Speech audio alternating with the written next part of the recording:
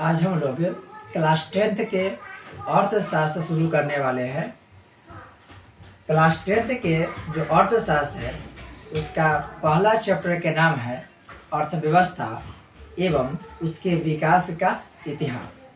हम लोग जानेंगे इस चैप्टर में कि अर्थव्यवस्था क्या होता है, अर्थव्यवस्था के कितने प्रकार होता है, फिर हम लोग आर्थिक वृद्धि, आर्थिक विकास, इन सब की चर्चा करने वाले हैं। तो चलिए शुरू करते हैं आज के क्लास। जैसा कि यहाँ पर दिया है, अर्थशास्त्र में अर्थव्यवस्था एवं उसके विकास का इतिहास। चैप्टर का नाम है अर्थव्यवस्था एवं उसके विकास का इतिहास।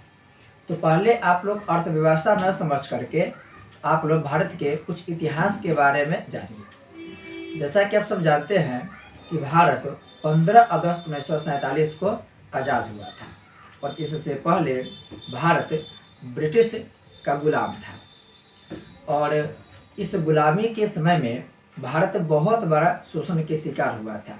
ब्रिटिशों ने भारत को जो सोने की चिड़िया कहलाती थी उसको सभी मायने में शोषण किया था, लेकिन बहुत कोशिश के बाद जब भारत 15 अगस्त 1947 को आज़ाद हुआ तब उन्होंने अपने विकास के लिए, अपने देश की वृद्धि के लिए नए नए प्रयोग किया, नए नए कार्य किया और अपनी अर्थव्यवस्था को सुधारने के लिए उन्होंने बहुत सारे काम किया था। तो अब हम लोग समझेंगे कि ये जो अर्थव्यवस्था होता है वो अर्थव्यवस्था होता क्या है, फिर भारत की अर्थव्यवस्था में धीरे धीरे शिफ्ट होंगे।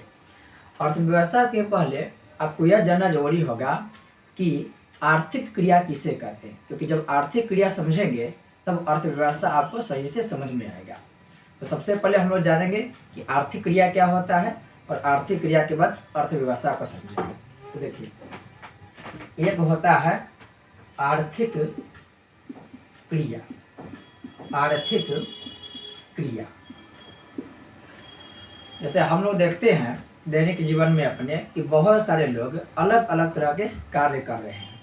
जैसे एक स्टूडेंट पढ़ाई कर रहा है, एक टीचर पढ़ा रहे हैं, बहुत लोग को देखिएगा कि दुकान खोल करके कुछ न कुछ वस्तु की बिक्री कर रहे हैं, कोई बस चला रहा है, कोई ट्रक चला रहा है, यानी अलग अलग व्यक्ति अलग अलग तरह के कार्य कर रहे हैं। लेकिन आप गौर कीजिएगा कि जितने भी तरह के कार्य लोग कर रहे हैं वो सभी कार्य करने के पीछे उनका उद्देश्य पैसा कमाना होता है। यानी इंसान जितने भी तरह के कार्य कर रहे हैं और उस कार्य करने के बदले में उसे एक वेतन मिलता है, एक पारिश्रमिक मिलता है, क्योंकि मनुष्य पारिश्रमिक के वजह से ही, पारिश्रमिक के बदले ही कार्य करता है। तो सवाल यह उठता है कि जितने भी लोग अलग अलग तरह के कार्य कर रहे हैं आखिर वो लोग पैसा ही क्यों कमाना चाह रहे हैं। तो इस धरती पर जितने भी तरह के लोग कार्य कर रहे हैं वो सभी लोग पैसा कमाना चाह रहे हैं, क्योंकि वर्तमान समय में इंसान की जो भी आवश्यकता है वो सभी आवश्यकता पैसा के द्वारा ही, यानी कि रुपया के द्वारा, या आप मुद्रा बोल सकते हैं, मुद्रा के द्वारा पूरा होता है। जैसे मान लिया जाए कि आप एक स्टूडेंट हो तो आप जब जहाँ पे पढ़ने जाते हैं तो वहाँ पर टीचर को कुछ न कुछ शुल्क देना पड़ता है, या बहुत सारे ऐसे कार्य हैं जिसके बदले में हमें कुछ न कुछ पैसा देना पड़ता है और उस पैसा के बदले में सामने वाला व्यक्ति कुछ कार्य करता है। तो हम लोग जो भी क्रिया करते हैं उस क्रिया के बदले में हमें मुद्रा की आवश्यकता होता है, मुद्रा की डिमांड होता है और उस पैसा के मिलने के बाद, यानी मुद्रा मिलने के बाद हम लोग क्या करते हैं, अपने भी आवश्यकता के अनुसार उस पैसा को खर्च करते हैं और अपनी आर्थिक क्रिया के जानने के बाद अब हम लोग अर्थव्यवस्था की बात करेंगे। देखिए, टाइम ज़्यादा न लग सके इसलिए कुछ परिभाषा यहाँ पर दिया गया है। तो पहले हम इन परिभाषा को पढ़ेंगे, फिर उसके बाद जो भी कुछ बात होगा इसके अंतर्गत वो बताया जाएगा। जैसे यहाँ पर लिखा है आर्थर लेविस, एक विद्वान है आर्थर लेविस, अर्थशास्त्र के बहुत बड़े विशेषज्ञ हैं। उन्होंने कहा है कि अर्थव्यवस्था का अर्थ किसी राष्ट्र के संपूर्ण व्यवहार से होता है।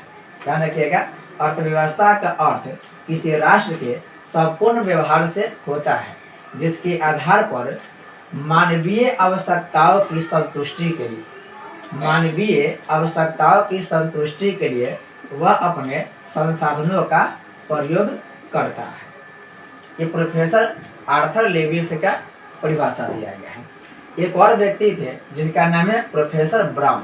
प्रोफेसर ब्राउन बोले हैं कि अर्थव्यवस्था आजीविका अर्जन की एक प्रणाली है। यह याद रखेंगे, यहाँ ये जो परिभाषा ये आसान है और हमेशा यहीं से प्रश्न ऑब्जेक्टिव में पूछ लिए जाते हैं।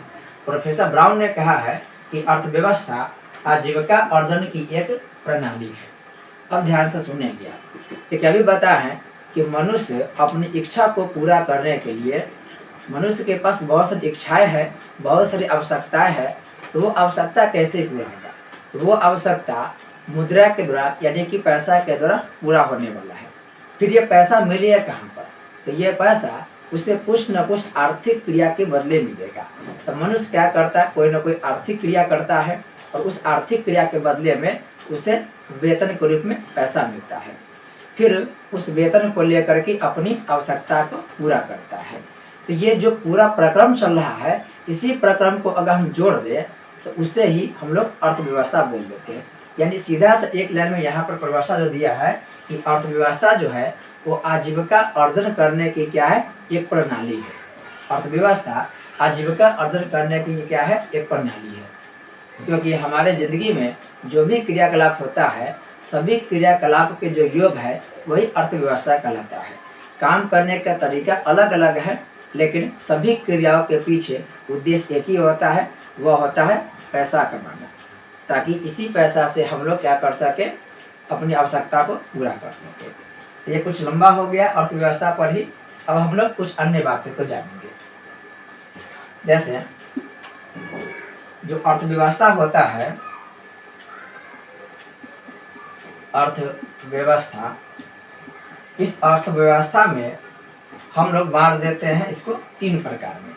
अर्थव्यवस्था की बात करें तो दुनिया में जितने भी वस्तु का उत्पादन होता है, उस उत्पादन पर अधिकार किसका होगा, इस बात को लेकर के जो अर्थव्यवस्था बनता है, उस अर्थव्यवस्था को हम लोग 3 भाग में बांटते हैं। जिसमें से पहला है पूंजीवादी अर्थव्यवस्था। पूंजीवादी अर्थव्यवस्था। एक है समाजवादी अर्थव्यवस्था और एक होता है मिश्रित अर्थव्यवस्था। मिश्रित अर्थव्यवस्था। जैसे मान लेते हैं कि ये मार्कर है। अब इस मार्कर को बनाने में कुछ ना कुछ पैसा खर्च हुआ है। कुछ पैसा मजदूर को देना पड़ा हमें, कुछ पैसा इसके जो कच्चे मटेरियल है उसमें खर्च हुआ, फिर सरकार को कुछ टैक्स दिया। अब देखिए, ये जो मार्कर बन रहा है, इसके निर्माण करने में किसी व्यक्ति को कुछ न कुछ खर्च हो रहा है। तो वह व्यक्ति चाहेगा कि इस मार्कर से अतिरिक्त कुछ और वैल्यू जोड़ करके वह व्यक्ति चाहेगा कि लाभ करना है। जैसे इस पूरे मार्कर को बनाने में अगर 10 रुपया लग रहा है, तो व्यक्ति चाहेगा कि कुछ एक्स्ट्रा पैसा लगा करके उसका दाम जोड़ा जाए, यानी कि 15 रुपया लगाया जाए और 15 रुपया दाम लगा करके वह व्यक्ति लाभ को प्राप्त कर सकता है। यही काम सरकार भी कर सकती है, यानी इस वस्तु के उत्पादन सरकार भी कर सकती है और सरकार भी मुनाफा कमा सकती है। तो ये जो संसाधन है, अगर इसके उत्पादन में किसी निजी व्यक्ति का अगर सहयोग होगा, निजी व्यक्ति का योगदान होगा, तो इसके लिए सभी कुछ की व्यवस्था वह निजी व्यक्ति करेगा। और अगर यह सरकार द्वारा हो रहा है, तो इस उत्पादन के जो मूल्य है, जो भी उस नियम कानून है, इस पर नियम कौन बनाएंगे? तो सरकार बनाएंगे। तो अर्थव्यवस्था में जो अधिकार को लेकर किया गया है, संसाधन पर अधिकार को लेकर के, तो संसाधन पर अधिकार को लेकर के अर्थव्यवस्था को 3 भागों में बांटा गया है। एक है पूंजीवादी अर्थव्यवस्था, एक है समाजवादी अर्थव्यवस्था और एक होता है मिश्रित अर्थव्यवस्था। देखिए, जो पूंजीवादी अर्थव्यवस्था होता है, इसमें कहा गया है कि देश में जितने भी संसाधन है, उस संसाधन पर किसी निजी व्यक्ति का अधिकार होगा, या यूं कहे कि जिस व्यक्ति के पास पूंजी है, उस पूंजी वाले व्यक्ति के पास ही संसाधन का क्या होगा? अधिकार होगा। आप अगर पूंजीवादी अर्थव्यवस्था की बात करेंगे तो सिंपल अर्थ में क्या है कि जिसके पास पूंजी होगा, वही व्यक्ति संसाधन पर क्या करेगा, अपना अधिकार स्थापित करेगा, संसाधन पर अपना अधिकार स्थापित करेगा। यानी उस देश में जो भी कुछ वस्तुओं का निर्माण होने वाला है वह निर्माण किसी निजी व्यक्ति के हाथ में होगा।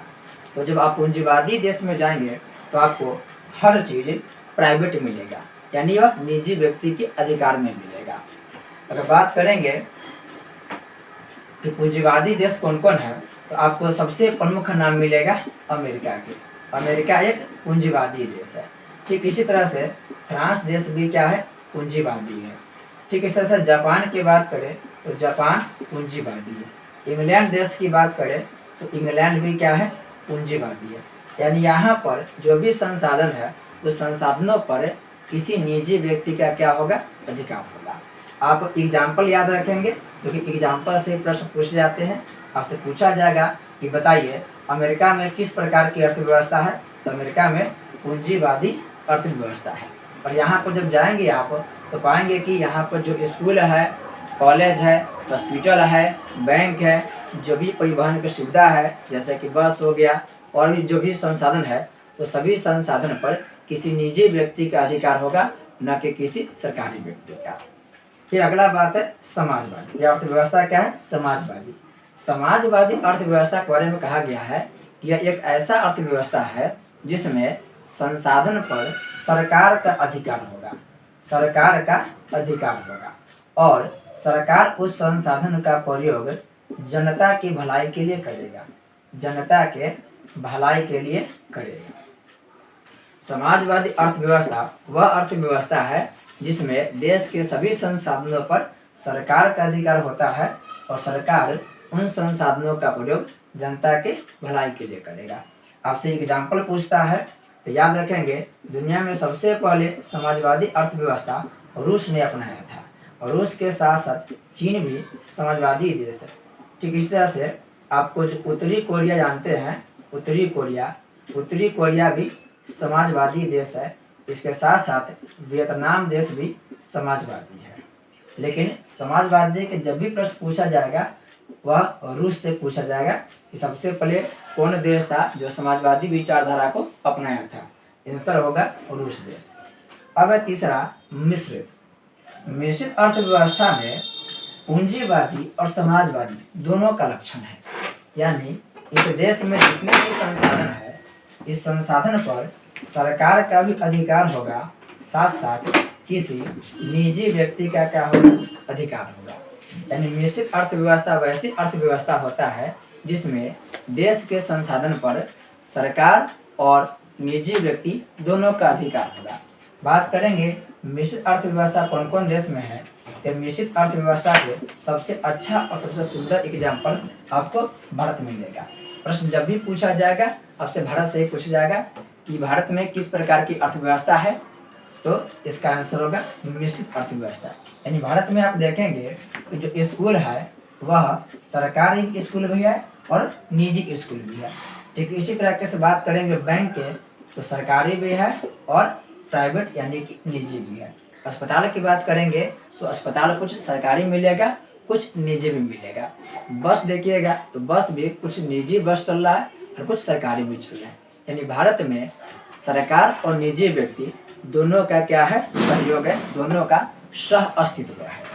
तो जब भी प्रश्न पूछता है किससे पूछता है, भारत से। याद रखिएगा भारत में मिश्रित अर्थव्यवस्था है। इस तरह से आप लोग अर्थव्यवस्था के 3 प्रकार जाने, पूंजीवादी, समाजवादी और मिश्रित अर्थव्यवस्था। अब हम लोग आर्थिक वृद्धि और आर्थिक विकास में अंतर जानेंगे कि आर्थिक वृद्धि क्या होता है और आर्थिक विकास। देखिए आर्थिक वृद्धि और आर्थिक विकास में बहुत बड़ा शब्द है और इसका अर्थ अलग अलग तरह से होता है। थोड़ा सा यह डिफिकल्ट होता है, आपको यहाँ पर आसान भाषा में यहाँ पर उसका जवाब दिया गया है और थोड़ा सा मतलब कम शब्दों में यहाँ पर समझाया जाएगा। आर्थिक वृद्धि और आर्थिक विकास के लिए अलग से आधा घंटा के एक लेक्चर बनाया जाएगा, उसे देख करके आप सही तरीका से समझ सकते हैं। फिलहाल यहाँ पर थोड़े से शब्द के प्रयोग करके समझाने का मैं कोशिश कर रहा हूँ। देखिए ये हम समझा दिए थे आप लोगों को कि अर्थव्यवस्था क्या होता है, अर्थव्यवस्था जो होता है वो आजीविका अर्जन करने की प्रणाली होता है। और हम लोग समझेंगे कि आर्थिक विकास क्या होता है और आर्थिक वृद्धि। देखिए यहाँ पर लिख रखा है आर्थिक विकास और आर्थिक वृद्धि के बारे में। यहाँ पे एक नाम है प्रोफेसर रोस्टोव। प्रोफेसर रोस्टोव ने कहा है कि आर्थिक विकास एक ओर श्रम शक्ति में वृद्धि की दर तथा दूसरी ओर जनसंख्या में वृद्धि के बीच का संबंध है। फिर से सुनेंगे, प्रोफेसर रोस्टोव ने कहा है आर्थिक विकास एक ओर श्रम शक्ति में वृद्धि, श्रम शक्ति में क्या हो रहा है, वृद्धि हो रहा है, तथा दूसरी ओर जनसंख्या में वृद्धि के बीच का संबंध है। एक अन्य व्यक्ति है जिसका नाम है प्रोफेसर मेयर और प्रोफेसर बाल्डविन। प्रोफेसर मेयर और प्रोफेसर बाल्डविन ने कहा है कि आर्थिक विकास एक ऐसी प्रक्रिया है जिसके द्वारा दीर्घकाल में, याद रखिएगा यह शब्द है, दीर्घकाल में किसी अर्थव्यवस्था की वास्तविक राष्ट्रीय आय में क्या होती है, वृद्धि होता है। ये आपके बुक के परिभाषा है, इसे याद रखेंगे। और हम लोग कोशिश करते हैं इसको सही और आसान भाषा में इसे समझा दिया जाए। देखिए दो शब्द आता है, एक आता है आर्थिक वृद्धि और एक आता है आर्थिक विकास। एक शब्द आता है आर्थिक वृद्धि और एक शब्द आता है आर्थिक विकास। एक और आता है आर्थिक समृद्धि, आर्थिक समृद्धि। इसका सही में जो भी अंतर है डिटेल से वो बताया जाएगा किसी अन्य वीडियो में। फिलहाल समझिए कि जो ये आर्थिक विकास है, ये आर्थिक विकास आर्थिक वृद्धि में अंतर क्या है। आर्थिक वृद्धि का मतलब है कि कोई देश अपने प्रति व्यक्ति आय में वृद्धि कर रहा है, अपने प्रति व्यक्ति आय में वृद्धि कर रहा है, यानी उस देश का जो जीडीपी है उसमें वृद्धि हो रहा है। और उस वृद्धि को ही हम लोग क्या बोल देते हैं, आर्थिक वृद्धि। मतलब आर्थिक वृद्धि जो है यह कोई लंबे समय के लिए नहीं हो रहा, यह कम समय के लिए हो रहा है। जब भी किसी निश्चित समय में किसी देश की अर्थव्यवस्था में वृद्धि होता है तो उसको हम आर्थिक वृद्धि का नाम देते हैं। लेकिन जब किसी देश की अर्थव्यवस्था में दीर्घकालीन रूप से, याद रखिएगा, दीर्घकालीन रूप से यानी कि लंबे समय के लिए जब वृद्धि होता है तब उसे हम लोग आर्थिक विकास कहते हैं। ध्यान रखिएगा, जब दीर्घकालीन समय में वृद्धि हो तब वह आर्थिक विकास कहलाएगा। लेकिन एक निश्चित समय में जब वृद्धि होता है तो उसे हम लोग आर्थिक वृद्धि कहते हैं। यह सब ध्यान रखिएगा। आर्थिक वृद्धि और आर्थिक विकास में जो भी मुख्य अंतर है तो डिटेल से उसकी चर्चा किसी अन्य वीडियो में किया जाएगा। अब हम लोग जानते हैं कि जो अर्थव्यवस्था होता है उसको क्रियाकलाप के आधार पर, क्योंकि अर्थव्यवस्था में सभी लोग का मुख्य उद्देश्य होता है धन की प्राप्ति करना, पैसा को प्राप्त करना। लेकिन पैसा प्राप्त करने का जो जरिया है वो अलग अलग है। तो अर्थव्यवस्था में अलग अलग तरह के क्रियाकलाप है, लेकिन सभी क्रियाकलापों से हम लोग का उद्देश्य पैसा प्राप्त करना होता है। तो क्रियाकलाप के आधार पर हम लोग तीन भाग में बांटते हैं। एक होता है प्राथमिक क्रियाकलाप, प्राथमिक क्रियाकलाप। एक होता है द्वितीयक क्रियाकलाप, द्वितीयक क्रियाकलाप या द्वितीयक कार्य भी लिख सकते हैं आप लोग, द्वितीयक क्रियाकलाप। एक अन्य होता है तीसरा तृतीयक क्रियाकलाप। अब समझिए इस तीनों में अंतर क्या है। देखिए प्राथमिक क्रियाकलाप क्या होता है। देखिए जितने भी खेती बाड़ी होता है और खेती बाड़ी से संबंधित जो भी कार्य होता है तो सभी को हम लोग प्राथमिक क्रियाकलाप में रखते हैं।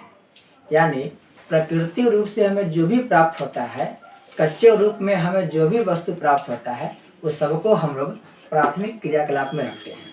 अगर आपको परिभाषा लिखना हो तो आप ऐसे लिख सकते हैं कि कृषि यानी कि खेती और उससे संबंधित जितने भी कार्य हैं, जैसे कि कृषि से संबंधित काम है, पशुपालन है, मछली पालन हो गया, कुछ खनन करते हैं, जंगल से बहुत सारी वस्तुओं को प्राप्त करते हैं, ये सभी कार्य को हम लोग प्राथमिक क्रियाकलाप में रखते हैं।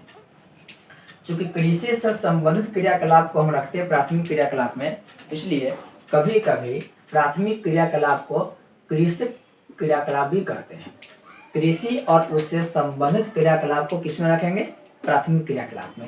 लेकिन कृषि के अलावा देखिए खेती बाड़ी जो पशुपालन हो गया कृषि से ही संबंधित है। पशुपालन हो गया, मछली पालन हो गया, एक होता है खनन, याद रखेंगे खनन। ये सभी को हम लोग कहाँ रखते हैं? प्राथमिक क्रियाकलाप में। द्वितीय क्रियाकलाप की बात करें तो इसमें निर्माण एवं विनिर्माण को रखते हैं। निर्माण एवं विनिर्माण को रखते हैं। क्वेश्चन पूछता है कि द्वितीय क्रियाकलाप को अन्य क्या नाम है? तो द्वितीय क्रियाकलाप को हम लोग औद्योगिक क्रियाकलाप कहते हैं। औद्योगिक या उद्योग क्रियाकलाप कहते हैं। इसमें क्या होता है? तो देखिए द्वितीय क्रियाकलाप में नए नए वस्तुओं का निर्माण होता है। जैसे प्राथमिक क्रियाकलाप से हम लोग मान लेते हैं कि गेहूं उगाए। अब गेहूं जो कि कच्चे रूप में होता है तो गेहूं के डायरेक्ट सेवन हम लोग नहीं कर सकते हैं, लेकिन इसी गेहूं को हम लोग मिल में ले जा करके उससे क्या करते हैं? आटा तैयार करवा लेते हैं और आटा खाने लायक होता है। तो गेहूं और आटा दोनों अलग अलग वस्तु है। तो आप देख रहे हैं ये जो आटा बन रहा है वह एक नया पदार्थ है। तो जितने भी नया पदार्थ का निर्माण होता है उसको हम लोग द्वितीय क्रियाकलाप में रखते हैं। यानी जितने भी उद्योग है, जितने भी कारखाना है, अब देखेंगे कि वहाँ पर नई नई वस्तुओं का निर्माण होता है। जैसे कपास से हम लोग क्या करते हैं? कपड़ा बना सकते हैं, जूट से बना सकते हैं। उसी तरीक़े से जितने भी कल कारखाने हैं उसमें नए नए वस्तुओं का निर्माण होता है और उसी वजह से इसको हम लोग औद्योगिक क्रियाकलाप करते हैं। यानी द्वितीय क्रियाकलाप को ही क्या बोलते हैं? औद्योगिक क्रियाकलाप। इसमें हम क्या रखेंगे? इसमें निर्माण एवं विनिर्माण को शामिल करते हैं। प्रश्न पूछता है निर्माण एवं विनिर्माण का संबंध किससे है? तो वह है द्वितीय क्रियाकलाप से। और देखिए तृतीय क्रियाकलाप को हम लोग सेवा क्षेत्र बोलते हैं। प्रश्न पूछेगा कि सेवा क्षेत्र किसे कहते हैं? तो तृतीय क्रियाकलाप को ही हम लोग सेवा क्षेत्र कहते हैं। अब गौर करेंगे तो यहाँ पर आपको जगह कि नए नए वस्तुओं मिल रहा है। यानी गेहूँ मिल रहा है, चावल मिल रहा है, दाल मिल रहा है, नए नए खनिज मिल रहा है। तो कुछ न कुछ यहाँ पर नए वस्तु मिल रहा है। यहाँ पर भी कुछ न कुछ वस्तुओं का क्या हो रहा है? उत्पादन हो रहा है। यानी यहाँ पर मान लेते हैं कि लोहा से हम लोग फैन बना दिए, हम लोग गेहूँ से आटा बना दिए, हम लोग हो सकता है कि चप्पल जूता बना दिए, मोबाइल बना दिए। तो यह सब कुछ न कुछ निर्माण हो रहा है, यानी उत्पादन हो रहा है। लेकिन जो तृतीय क्षेत्र है, तीसरा क्षेत्र है, उसे हम लोग सेवा क्षेत्र बोलते हैं। क्योंकि ये जो तीसरा क्षेत्र है वो तीसरा क्षेत्र में किसी भी वस्तु का उत्पादन नहीं होता है, बल्कि यह उत्पादन में क्या करता है? सेवा करता है। तो अब आपसे पूछे कि तृतीय क्रियाकलाप में किसे रखते हैं? तो बोलिएगा कि तृतीय क्रियाकलाप को सेवा क्षेत्र भी कहते हैं। और इसमें हम लोग बैंक को रखते हैं, बीमा को रखते हैं, हम लोग इसमें रेलवे को रखते हैं, हम लोग इसमें संचार प्रणाली को रखते हैं। यानी जो भी हम लोग बात मैसेज पहुंचाने का तरीका है, जो भी हम लोग को सूचना पहुंचाने का तरीका है वो संचार हो गया। रेलवे यानी कि परिवहन सुविधा हो गया। इन सभी को हम लोग तृतीय क्रियाकलाप यानी कि सेवा क्षेत्र में रखते हैं। अब देखेंगे कि बैंक के कर्मचारी उत्पादन में सहयोग नहीं करता, उत्पादन में सहयोग करता या उत्पादन नहीं करेगा। मान लेते हैं कि एक किसान चाहता है कि वह मशीन खरीदे, अपने उत्पादन क्षमता को बढ़ाना चाहता है, तो बैंक वाले उनको ऋण देंगे, कर्ज देंगे, ताकि वह मशीन ले करके और अपने उत्पादन को बढ़ा ले। तो आप देख रहे हैं कि तृतीय क्रियाकलाप जो है वो तृतीय क्रियाकलाप उत्पादन न करके उत्पादन में क्या कर रहा है? सहयोग दे रहा है, सेवा दे रहा है। इसलिए इसे हम लोग सेवा क्षेत्र बोलते हैं। इसमें से बैंक हो गया, बीमा हो गया, रेलवे यानी कि परिवहन सुविधा हो गया, संचार सुविधा हो गया, ये सभी होता है तृतीय क्रियाकलाप में। अब आगे हम लोग सतत विकास और समावेशी विकास की चर्चा करेंगे। सतत विकास और समावेशी विकास। देखिए विकास दो प्रकार के यहाँ पर दिया है, एक है सतत विकास और एक है समावेशी विकास। समावेशी विकास, देखिए जो सतत है, इस सतत के मतलब होता है लगातार, लगातार कंटिन्यूअस। लगातार जो विकास होता है उसे हम लोग सतत विकास कहते हैं। लगातार होने वाले विकास को हम लोग सतत विकास कहते हैं। जैसे मान लेते हैं कि कोई देश है और उस देश की अर्थव्यवस्था में लगातार कुछ न कुछ क्या हो रहा है, विकास हो रहा है, तो वैसे विकास को हम सतत विकास का नाम देंगे। ठीक व्यक्ति के साथ भी हो सकता है कि एक व्यक्ति के स्थिति में दिन प्रतिदिन सुधार हो रहा है, उसके घर में जो इनकम है वो इनकम के स्रोत दिन प्रतिदिन बढ़ते जा रहा है, तो वह हो गया सतत विकास। लेकिन समावेशी विकास अलग होता है। समावेशी विकास का कहना है कि जब समाज के अंतिम वर्ग तक, याद रखिएगा, जब समाज के अंतिम वर्ग तक विकास चला जाए, विकास पहुंच जाए, तो उसे हम लोग क्या बोलेंगे, समावेशी विकास। तो इसे हम लोग समावेशी विकास का नाम देंगे। जैसे मान लेते हैं कि बिहार, देखिए बिहार आप पिछले 10 साल में अगर डाटा उठाएंगे तो देखें कि बिहार काफ़ी तरक्की की है। तो बिहार में आप देखिएगा कि लगभग बहुत जगह पर रोड का निर्माण हो चुका है, बिजली पहुंच चुका है, बहुत अच्छे अच्छे हॉस्पिटल भी बन चुके हैं, स्कूल भी बन चुके हैं। तो पहले 10 साल के पहले के बिहार और अभी के बिहार में देखिएगा तो काफ़ी सुधार हुआ है। कि बिहार को हम बोलेंगे यह सतत विकास किया। लेकिन आज भी बिहार में अनपढ़ लोगों की संख्या है, आज भी हॉस्पिटल के अभाव में बहुत सारे लोगों की मृत्यु हुआ है। तो इसका मतलब है कि विकास तो हुआ है, लेकिन वह विकास सभी के पास नहीं पहुंचा है, सबके स्थिति में अभी सुधार नहीं हुआ है, सबके आमदनी में अभी भी वृद्धि नहीं हुआ है। कुछ लोग इन सभी सुविधाओं से आज भी वंचित है। तो यह समावेशी विकास नहीं हुआ। समावेशी विकास का सीधा अर्थ है कि जब समाज के जो अंतिम बिंदु के लोग हैं वहाँ तक विकास पहुँचा दिया जाए, तब उसे हम लोग समावेशी विकास कहेंगे। अब हम लोग योजना आयोग की बात करेंगे और योजना आयोग के साथ साथ नीति आयोग की भी चर्चा कर लेंगे। योजना आयोग क्या है? योजना आयोग, और इसी में हम लोग नीति आयोग की चर्चा कर लेंगे। नीति आयोग, देखिए जो योजना आयोग है, यह योजना आयोग से प्रश्न पूछता है योजना आयोग का गठन कब हुआ था।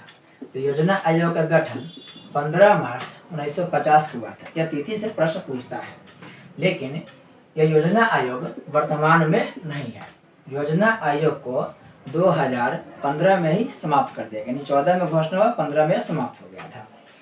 और उसके जगह पर यानी योजना आयोग के स्थान पर अभी वर्तमान में नीति आयोग काम कर रहा है, और यह नीति आयोग बना था 2015 में 1 जनवरी। तो ये दोनों तारीख याद रखेंगे। योजना आयोग कब बना? 15 मार्च 1950, और नीति आयोग कब बना? 1 जनवरी 2015 को। योजना आयोग के बनने के पीछे का उद्देश्य क्या था उसे समझिए। देखिए भारत जब आज़ाद हुआ तो भारत की आर्थिक स्थिति काफ़ी पिछड़ी हुई थी। नया नया देश आज़ाद हुआ था। फिर देखेंगे कि उस समय भारत और पाकिस्तान दोनों के बीच काफ़ी, आप देखिए कि विवाद हुआ था। देश के बंटवारा होने के बाद चारों तरफ दंगा फैल गया था, हजारों लोग की क्या हुआ था, मृत्यु हुआ था। तो उस समय स्थिति न बहुत ज़्यादा बदतर था और हमें बहुत सारे जनसंख्या को संभालना था। तो उस समय हमारे देश के शीर्ष नेताओं द्वारा एक विचार लाया गया कि क्यों न भारत में जो भी पहले आवश्यक ज़रूरत है उसे पूरा किया जाए, और फिर बाद में धीरे धीरे जो आवश्यकता के अनुसार कार्य है उसको पूरा किया जाए।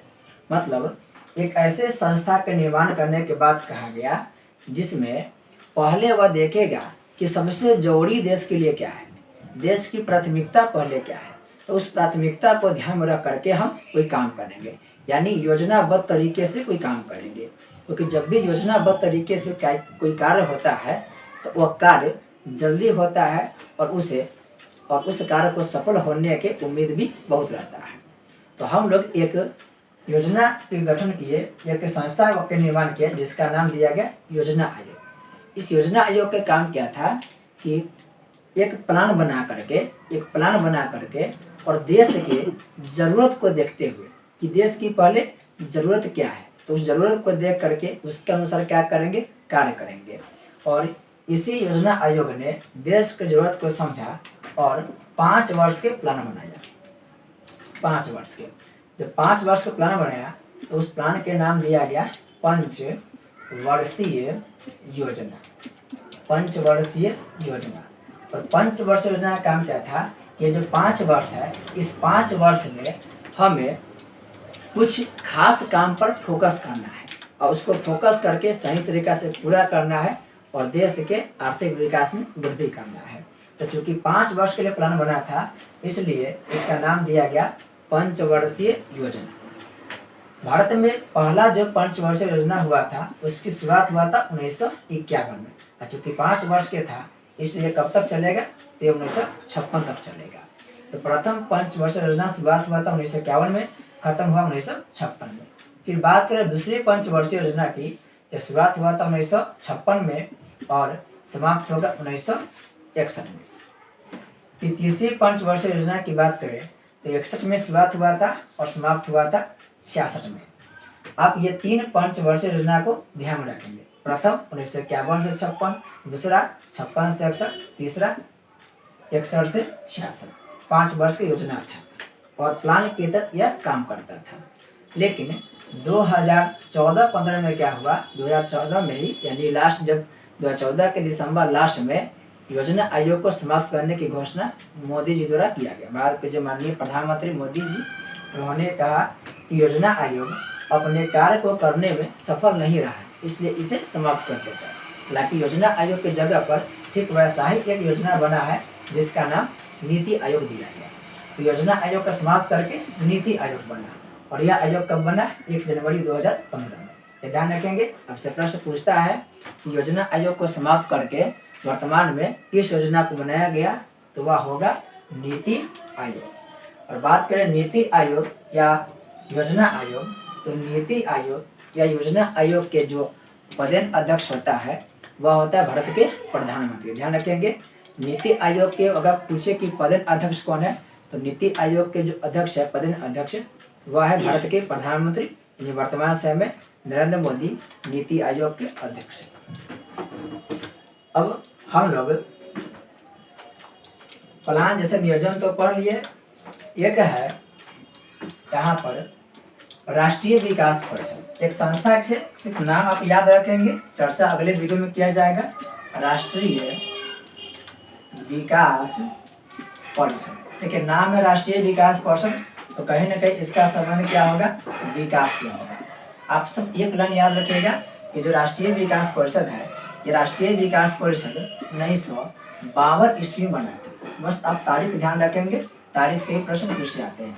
राष्ट्रीय विकास परिषद कब बना, यह बना था 1952 ईस्वी में। और इसके सदस्य की बात करें तो इसमें राज्य के मुख्यमंत्री भी सदस्य होता है। राष्ट्रीय विकास परिषद में जो भी राज्य है उसके मुख्यमंत्री इसका क्या होता है, सदस्य होता है।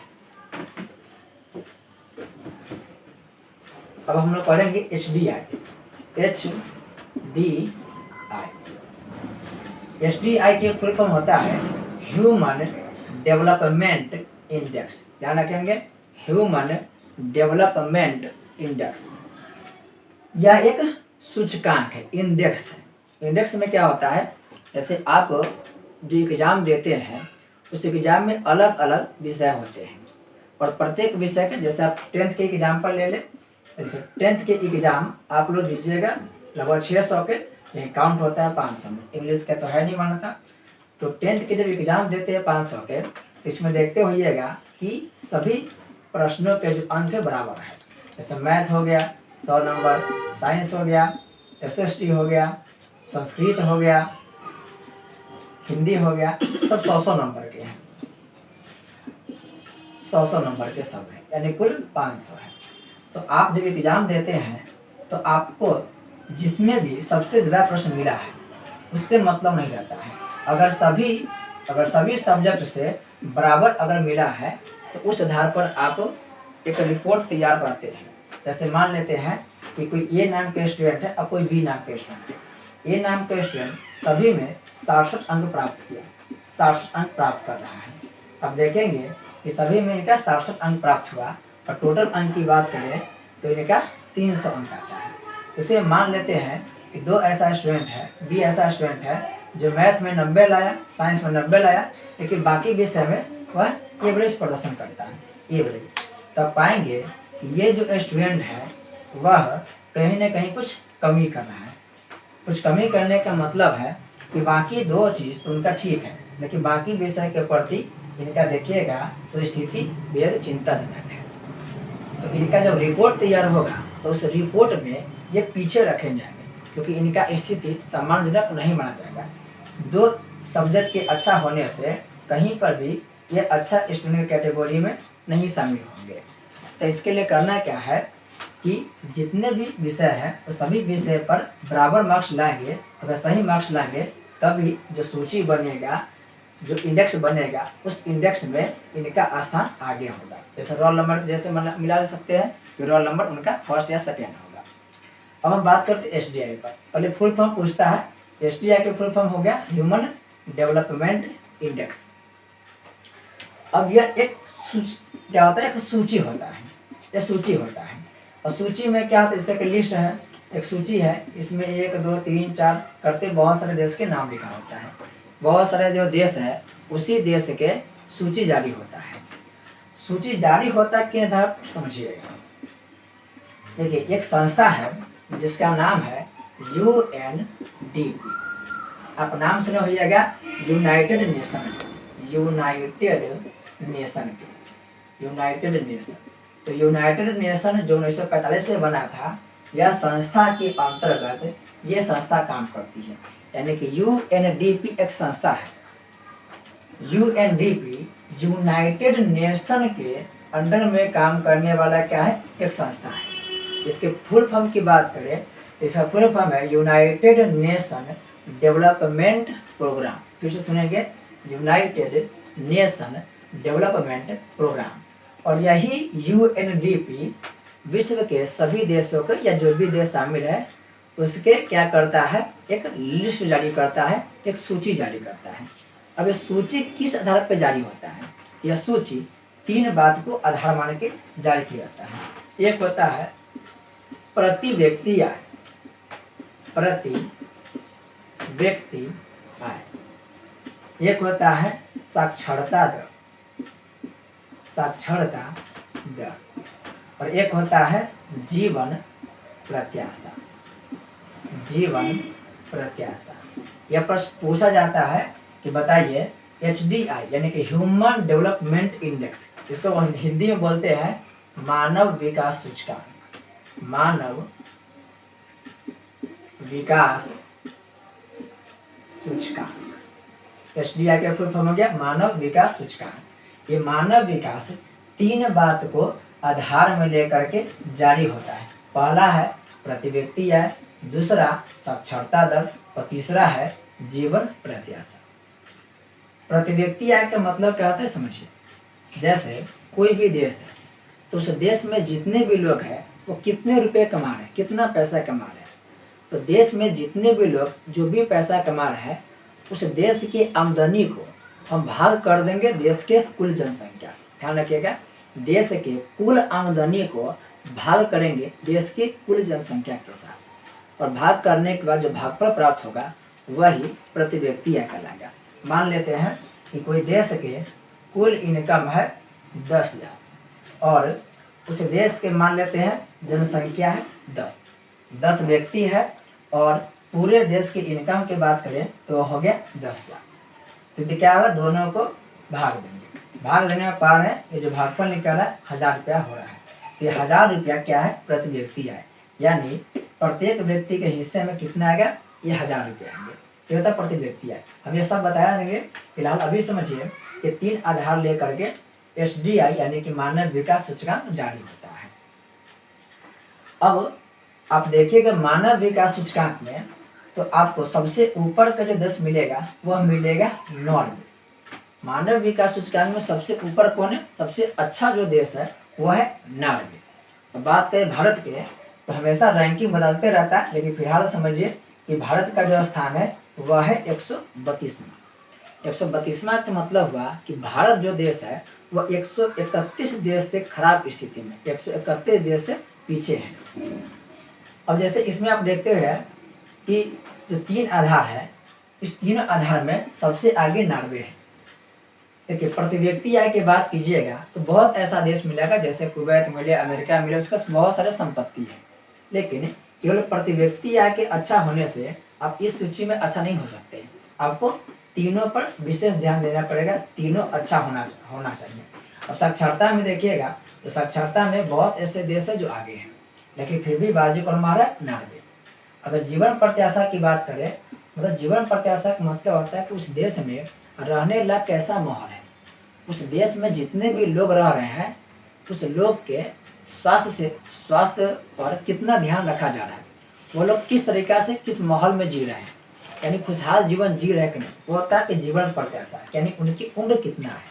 अगर कोई व्यक्ति अधिक उम्र जी रहा है, इसका सीधा मतलब है कि उनका खान पान, उनका चिकित्सा सुविधा अच्छा होगा। तब देखिएगा जीवन प्रत्याशा में जापान देश बहुत आगे है, क्योंकि जापान में 100 साल के लोग बहुत हैं, लेकिन ह्यूमन डेवलपमेंट इंडेक्स में आप देख रहे हैं तो नॉर्वे आगे है, क्योंकि जीवन प्रत्याशा में तो हो सकता है कोई देश आगे होगा, लेकिन अगर बाकी के परफॉर्मेंस आपका खराब है तो इस इंडेक्स में आपका स्थान क्या होगा? नीचे गिर जाएगा। तो आपसे 2 नंबर के प्रश्न पूछे जाते हैं HDI के बारे में।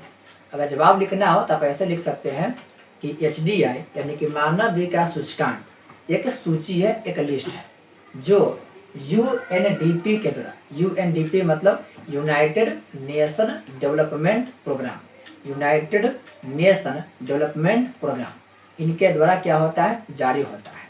और UNDP क्या है? तो UNDP यूनाइटेड नेशन के तहत काम करने वाली एक संस्था है।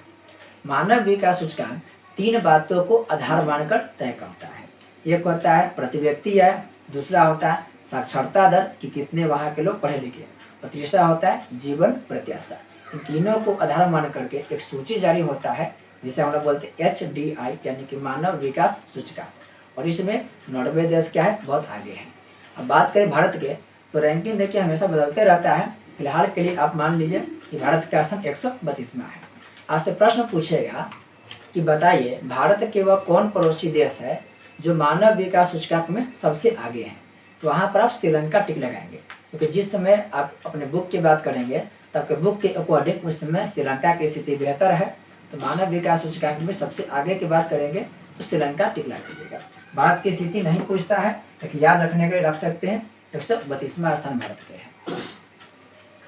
अब हम लोग आगे पढ़ेंगे बिहार के पिछड़ेपन के काम, कि ऐसा कौन कौन सी स्थिति है जिसकी वजह से बिहार पिछड़ी हुई अवस्था में है।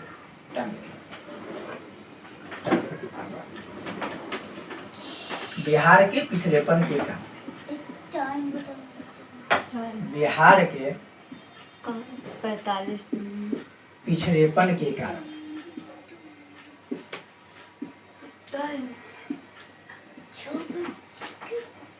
देखिए बिहार एक बहुत ही पिछड़ा राज्य है। अगर आपसे प्रश्न पूछेगा कि बताइए भारत के सबसे आर्थिक दृष्टि से पिछड़ा राज्य कौन है, तो उसका जवाब बिहार है।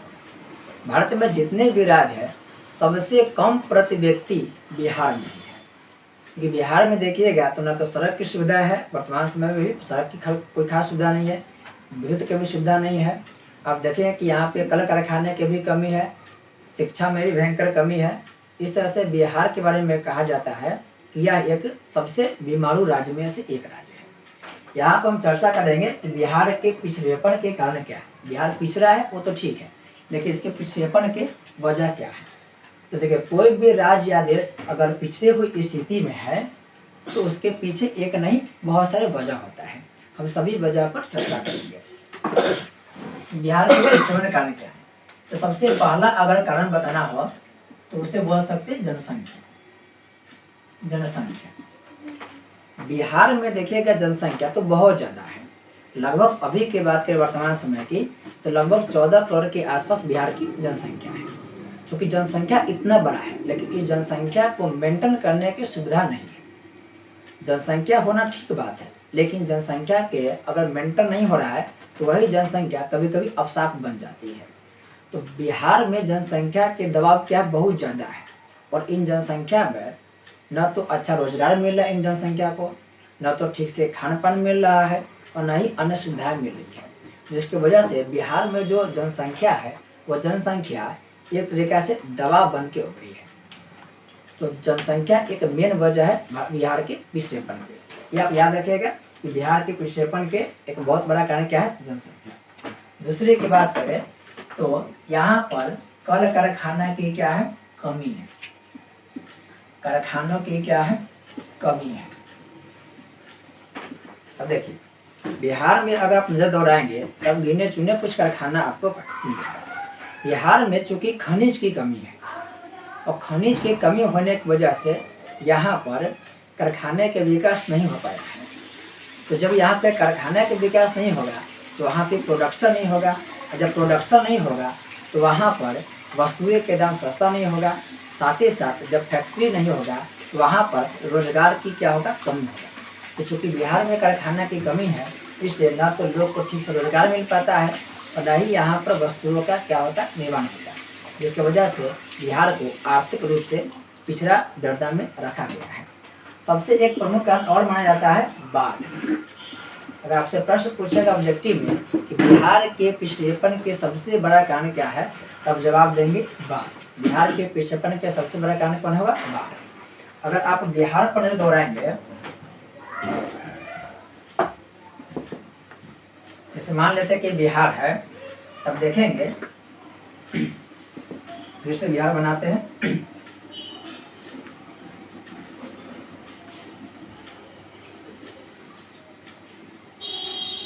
ये बिहार है।